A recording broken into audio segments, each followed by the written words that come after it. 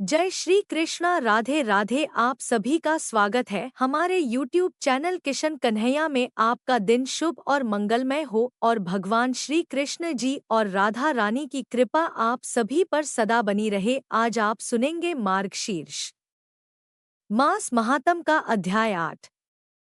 देवर्षि नारद नारायण मुनि से कहते हैं कि मैंने आपके मुख से बहुत अद्भुत कथाएं सुनी, परंतु मेरा लोलुप मन अभी तक तृप्त नहीं हुआ है। यह और भी विशिष्ट प्रसंग को सुनना चाहता है। आता अब श्री कृष्ण जन्म खंड का विस्तार पूर्वक वर्णन कीजिए, जो मनुष्यों के जन्म मरण आदि का खंडन करने वाला है। वह समस्त तत्वों का प्रकाशक, कर्म बंधन का नाशक, हरि भक्ति प्रदान करने वाला, तत्काल वैराग्य जनक, संसार विषयक मुक्ति बीज का कारण तथा भव सागर से पार उतारने वाला उत्तम साधन है। मैं आपका शरणागत भक्त एवं शिष्य हूँ।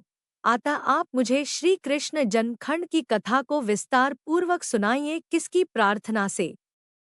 एकमात्र परिपूर्णम परमेश्वर श्री कृष्ण अपने संपूर्ण अंशों से इस भूतल पर अवतीर्ण हुए। किस युग में, किस हेतु से और कहाँ उनका आविर्भाव हुआ? उनके पिता वसुदेव कौन थे अथवा माता देवकी भी कौन थी? बताइए। किसके कुल में भगवान ने माया द्वारा जन्म ग्रहण की लीला की? श्री हरि ने किस रूप से यहाँ आकर क्या किया? मुझे सुना जाता है कि श्री कृष्ण कंस के भय से सूतिका ग्रह से गोकुल को चले गए थे, जो स्वयं भय के स्वामी है। उन्हें कीट तुल्य कंस से क्यों भय हुआ? उन श्री हरि ने गोप वेश धारण करके गोकुल में कौन सी लीला की? वे तो जगदीश्वर है। फिर उन्होंने गोपांगने के साथ क्यों विहार किया? गोपांगने है कौन थी? अथवा वे ग्वाल बाल भी कौन थे? यशोदा कौन थी? नंदराय जी कौन थे? उन्होंने कौन सा पुण्य किया था? श्री हरि की प्रेसी गोलोक वासिनी पुण्यवती राधा क्यों ब्रज में व्रज कन्या होकर प्रकट हुई? गोपियों ने किस प्रकार दुरारा परमेश्वर को डोट प्राप्त किया? श्री हरि उन सब को छोड़कर मथुरा क्यों चले गए हैं? महाभाग्य का भार उतार कर कौन सी लीला करने के बाद भगवान श्री कृष्ण पुनः परमधाम को पधारे? आप उनकी लीला कथा सुनाइए, क्योंकि उसका श्रवण और कीर्तन पुण्यदायक है। श्री हरि की कथा अत्यंत दुर्लभ है। वह भव सागर से पार उतारने के लिए नौका के समान है। प्रारब्ध भोग रूपी बेड़ी तथा क्लेश का उच्छल करने के लिए कटार है। पाप रूपी ईंधन राशि का दाह करने के लिए प्रज्वलित अग्नि शिखा के समान है। इसे सुनने वाले पुरुषों के करोड़ों जन्मों की पाप राशि का यह नाश कर देती है। भगवान की कथा शोक सागर का नाश करने वाली मुक्ति है। वह कानों में अमृत के समान मधुर प्रतीत होती है। हे कृपानिधि, मैं आपका भक्त एवं शिष्य हूँ। आप मुझे श्री हरि कथा का ज्ञान प्रदान कीजिए। भगवान नारायण बोले, कुल को पवित्र करने वाले नारद, मैं तुम्हें अच्छी तरह जानता हूँ। तुम धन्य हो, पुण्य की मूर्तिमती राशि हो। लोगों को पवित्र करने के लिए ही तुम इनमें भ्रमण करते हो। वाणी से मनुष्यों के हृदय की तत्काल पहचान हो जाती है। तुम जीवन मुक्त और पवित्र हो। भगवान गदाधर के शुद्ध भक्त हो। अपने चरणों की धूल से सबकी आधार भूता वसुधा को पवित्र करते फिरते हो। समस्त लोगों को अपने स्वरूप का दर्शन देकर पवित्र बनाते हो। भगवान श्री हरि की कथा परम मंगलमय है, इसलिए तुम उसे सुनना चाहते हो। जहाँ श्री कृष्ण की कथाएं होती हैं, वही सब देवता निवास करते हैं। ऋषि मुनि और संपूर्ण तीर्थ भी वही रहते हैं। वे कथा सुनकर अंत में अपने निरापद स्थान को जाते हैं। जिन स्थानों में श्री कृष्ण की शुभ कथाएं होती हैं, वे तीर्थ बन जाते हैं। जिनकी भगवान श्री कृष्ण में भक्ति होती है, उनकी कथाओं से प्रेम होता है। कथा सुनकर जिसके नेत्रों में आंसू छलक आते हो और शरीर में रोमांच छा जाता हो तथा मन उसी में डूब जाता हो, उसी को विद्वान पुरुषों ने सच्चा भक्त कहा है। जो मन, वाणी और शरीर से स्त्री पुत्र आदि सबको श्री हरि का ही स्वरूप समझता है, उसे विद्वानों ने भक्त कहा है। जिसकी सब जीवों पर दया है तथा जो संपूर्ण जगत को श्री कृष्ण जानता है, वह महाज्ञानी पुरुष ही वैष्णव भक्त माना गया है। श्री नारायण बोले, एक बार गोलोक में श्री कृष्ण विरजा देवी के समीप थे। श्री राधा को यह ठीक नहीं लगा। श्री राधा सखियों सहित वहां जाने लग। तब श्री दाम ने उन्हें रोका। इस पर श्री राधा ने श्री दाम को श्राप दे दिया कि तुम असुर योनि को प्राप्त हो जाओ। तब श्री दाम ने भी श्री राधा को यह शाप दिया कि आप भी मानव योनि में जाएं। वहाँ गोकुल में श्री हरि के ही अंश महायोगी रायान नामक एक वैश्य होंगे। आपका छाया रूप उनके साथ रहेगा। अद्भुतल पर मूर लोग आपको रायण की पत्नी समझेंगे। श्री हरि के साथ कुछ समय आपका विचो रहेगा। इससे श्री दाम और श्री राधा दोनों को ही शोभ हुआ। तब श्री कृष्ण ने श्री दाम को डोट सांत्वना देकर कहा कि तुम त्रिभुवन विजेता सर्वश्रेष्ठ शंखचूर नामक असुर होगे और अंत में श्री शंकर के त्रिशूल से भिन्न देह होकर यहाँ मेरे पास लौट आओगे। श्री राधा को बड़े ही प्रेम के साथ हृदय से लगाकर भगवान ने कहा, 12 कल्प में मैं पृथ्वी पर जाऊंगा और व्रज में जाकर वहाँ की पवित्र कानों में तुम्हारे साथ विहार करूंगा। मेरे रहते तुमको क्या भय है। उधर विरजा देवी नदी हो गई और उनके श्री कृष्ण के द्वारा जो 7 सुंदर पुत्र हुए थे वे लवण इक्षु सुरा घृत दधि दुग्ध और जल रूप 7 समुद्र हो गए। यह सब श्री राधा और श्री कृष्ण की लीला ही है जो ब्रज में परम दिव्य पवित्रतम विलक्षण प्रेम रस धारा बहाने के लिए निमित्त रूप से की गई थी। इसी निमित्त से लीलाम श्री राधा और श्री कृष्ण वारा कल्प में पृथ्वी पर अवती हुए। श्री राधा गोकुल में श्री वृषभानु के घर प्रकट हुई। यह कथा प्रसंग अनुसार पहले के अध्याय में भी सुनाई गई है।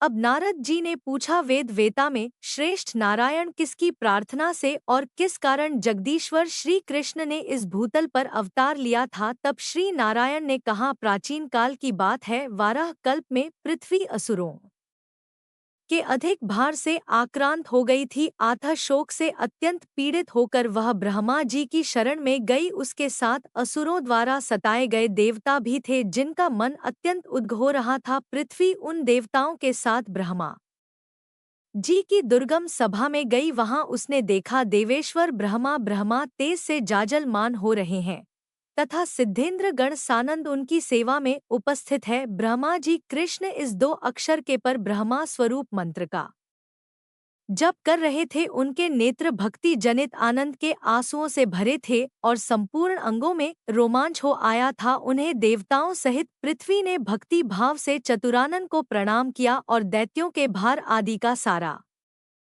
वृतांत कह सुनाया। आंसू भरे नेत्रों और पुलकित शरीर से वह ब्रह्मा जी की स्तुति तथा रुदन करने लगी। तब जगत दता ब्रह्मा जी ने उससे पूछा, भद्रे तुम क्यों स्तुति करती हो और रोती हो। बताओ किस उद्देश्य से तुम्हारा आगमन हुआ है। विश्वास करो तुम्हारा भला होगा। कल्याणी सुस्थिर हो जाओ। मेरे रहते तुम्हें क्या भय है। इस प्रकार पृथ्वी को आश्वासन देकर ब्रह्मा जी ने देवताओं से आदर पूर्वक पूछा, देवगण किस लिए तुम्हारा मेरे समीप आगमन हुआ है। ब्रह्मा जी की यह बात सुनकर देवता लोग उन प्रजापति से बोले, प्रभु पृथ्वी दैत्यों के भार से दबी हुई है तथा हम भी उनके कारण संकट में पड़ गए हैं। दैत्यों ने हमें ग्रस लिया। आप ही जगत के सृष्टा है, शीघ्र ही हमारा उद्धार कीजिए। ब्राह्मण आप ही इस पृथ्वी की गति है, इसे शांति प्रदान करें। पितामह यह पृथ्वी जिस भार से पीड़ित है उसी से हम भी दुखी हैं। अतः आप उस भार का हरण कीजिए। देवताओं की बात सुनकर जगत सृष्टा ब्रह्मा जी ने पृथ्वी से पूछा, बेटी तुम भय छोड़कर मेरे पास सुख पूर्वक रहो। पद्मलोचने बताओ किनका भार आ गया जिसे सहन करने में तुम असमर्थ हो गई हो। भद्रे मैं उस भार को दूर करूंगा, निश्चय ही तुम्हारा भला होगा। ब्रह्मा जी का यह वचन सुनकर पृथ्वी के मुख पर और नेत्रों में प्रसन्नता छा गई। वह जिस जिस कारण से इस तरह पीड़ित थी अपनी पीड़ा की उस कथा को कहने लगी। तात सुनिए, मैं अपने मन की व्यथा बता रही हूँ। विश्वासी बंधु बांधव के सिवा दूसरे किसी को मैं यह बात नहीं बता सकती, क्योंकि स्त्री जाति अबला होती है। अपने सगे बंधु पिता पति और पुत्र सदा उसकी रक्षा करते हैं, परंतु दूसरे लोग निश्चय ही उसकी निंदा करने लगते हैं। जगत पिता आपने मेरी सृष्टि की है, अतः आपसे अपने मन की बात कहने में मुझे कोई संकोच नहीं है। मैं जिनके भार से पीड़ित हूँ उनका परिचय देती हूँ। सुनिए, जो श्री कृष्ण भक्ति से हीन है और जो श्री कृष्ण भक्त की निंदा करते हैं उन महापात की मनुष्यों का भार वहन करने में मैं सर्वथा असमर्थ हूँ। जो अपने धर्म के आचरण से शून्य तथा नित्य कर्म से रहित है, जिनकी वेदों में श्रद्धा नहीं है, उनके भार से मैं पीड़ित हूँ। जो पिता माता गुरु स्त्री पुत्र तथा पोष्य वर्ग का पालन पोषण नहीं करते हैं उनका भार वहन करने में मैं असमर्थ हूँ। पिताजी जो मिथ्यावादी हैं, जिनमें दया और सत्य का अभाव है तथा जो गुरुजनों और देवताओं की निंदा करते हैं, उनके भार से मुझे बड़ी पीड़ा होती है। जो मित्रद्रोही, कृतज्ञ, झूठी गवाही देने वाले, विश्वासघाती तथा धरोहर हड़प लेने वाले हैं, उनके भार से भी मैं पीड़ित हूँ।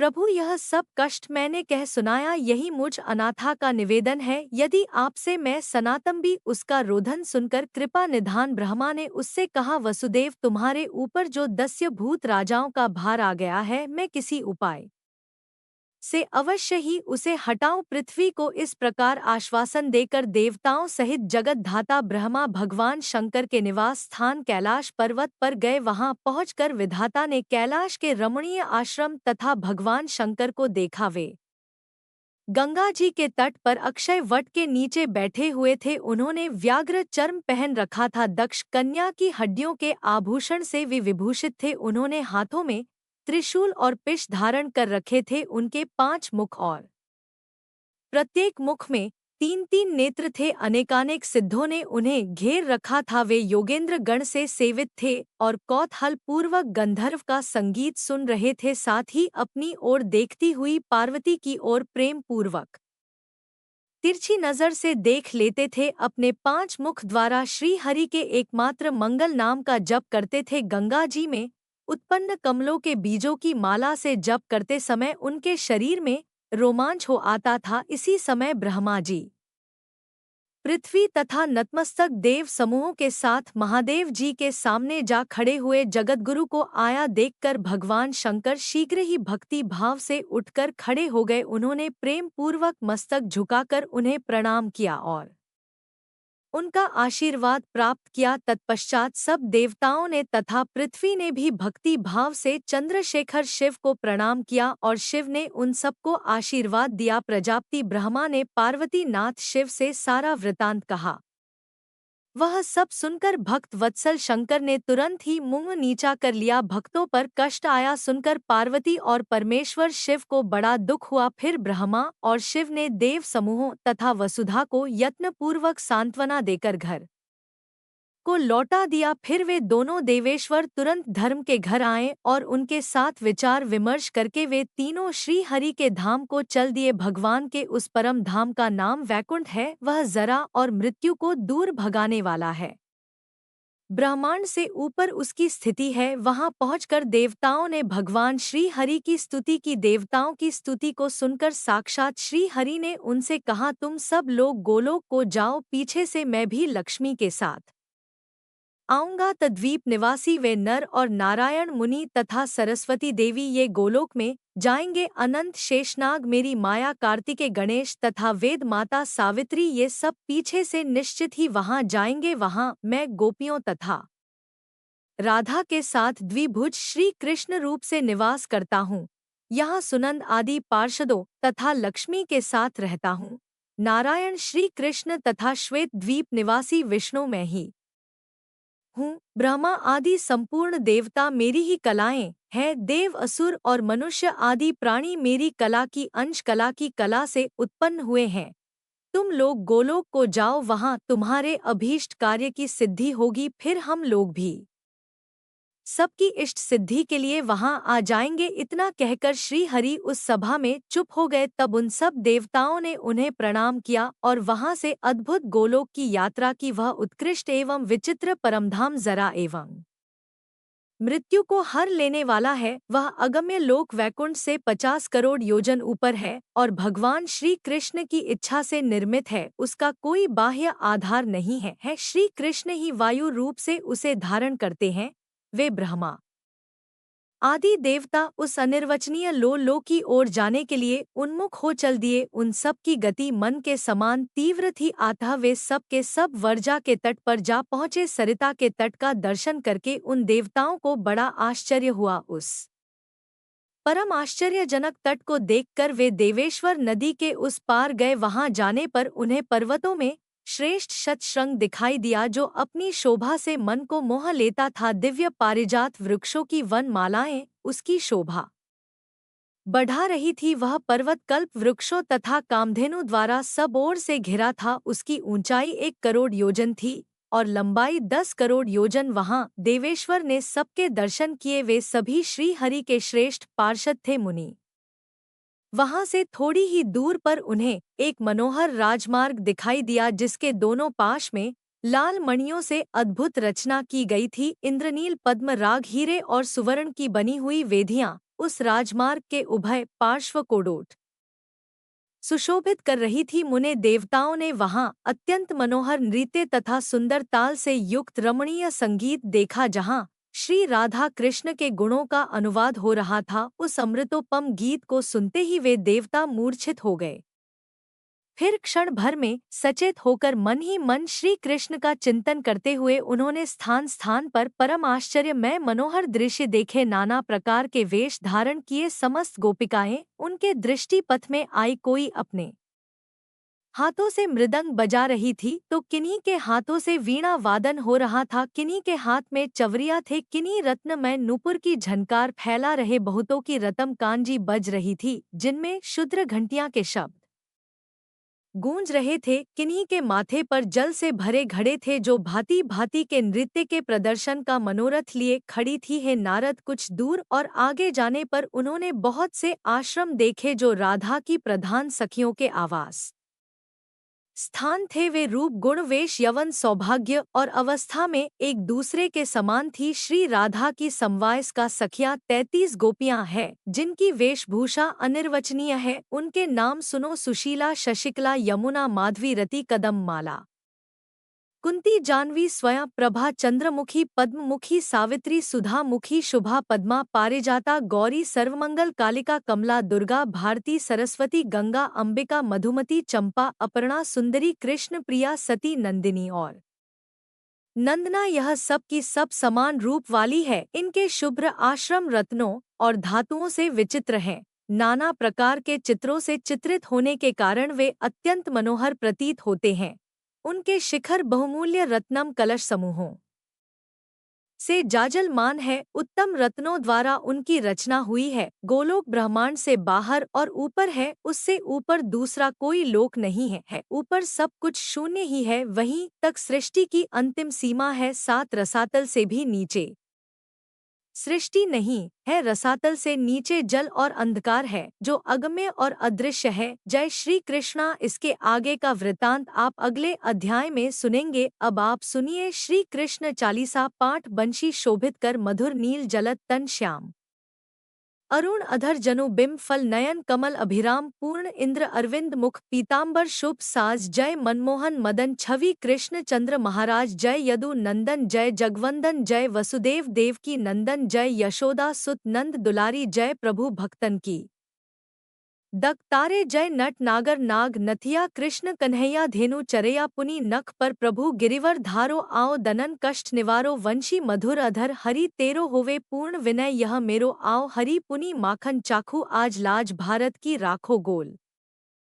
कपोल चिबुक अरुण री मृदु मुस्कान, मोहिनी डारी राजित राजिव नयन विशाला। मोर मुकुट वजंती माला, कुंडल वण पीत पट आछी कटी। किंकिनी काच नी काच नील जलद, सुंदर तनु सोहे छब लख सुर नर मुनि मन मोहे। मस्तक तिलक अलक घुंघराले, आओ कृष्ण बांसुरी वाली करी। पप्पान पुत नहीं तारियो, अका बका का गासर मारियो। मधुवन जलत अगिन तब ज्वाला, भय शीतल लखत ही नंदलाला। सुरपति जब ब्रज चढ़ उर साई, मोह सरधार वारी वरसाई। लगत लगत व्रज चह बहाओ, गोवर्धन नख धारी बचाओ। लखी यशदा मन ब्रह्म अधिका, मुख मंद 14 भुवन दिखा। दुष्ट कन सती उधम मचाओ, कोटि कमल जब फूल मंगायो। नाथ कली यही तब तुम लीन है, चरण चिन्ह दे निर्भय कीन है। करी गोपन संग रास विलासा, सबकी पूर्ण करी अभिलाषा। केतिक महा असुर सहार, कंस ही केस पकड़ दे मारियो मात। पिता की बंदी छुड़ाई, उग्रसेन का राज दिलाई। मही से मृतक छहो सुत लायो, मातु देव की शोक मिटायो। भौमासुर मुर दैत्य सहारी लाए, षट दश सहस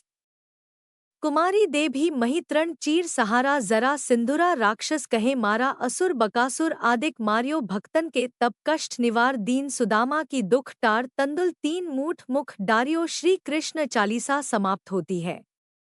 अब कृष्ण जी की आरती। आरती कुंज बिहारी की। श्री गिरधर कृष्ण मुरारी की आरती कुंज बिहारी की। श्री गिरधर कृष्ण मुरारी की गले में बैजंती माला, बजावे मुरली मधुर बाला। श्रवण में कुंडल झलकाला, नंद के आनंद नंदलाला। गगन समंग कांति काली, राधिका चमक रही आली। लतन में ठाड़े बनमाली भ्रमर सी अलक, कस्तूरी तिलक, चंद्र सी झलक, ललित छवि श्यामा प्यारी की। श्री गिरधर कृष्ण मुरारी की आरती कुंज बिहारी की।